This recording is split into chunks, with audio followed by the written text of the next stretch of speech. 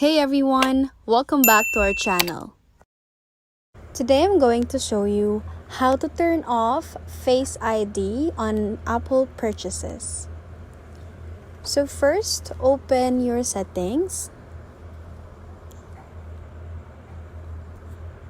Once you're on your settings, search for Face ID.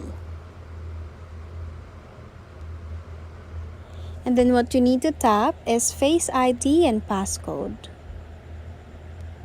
Once you're in here, it will ask you to enter your password or your passcode on the phone. So I'll enter mine here. Now you're on Face ID and passcode settings. In here, you can see that all of the options are turned on iPhone Unlock, iTunes and App Store, Wallet and Apple Pay, Password Autofill, and other apps in here.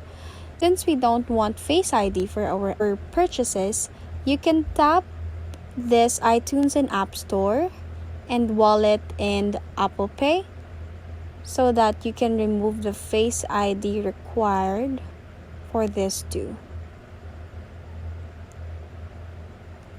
If it's prompting like this, you just need to press continue.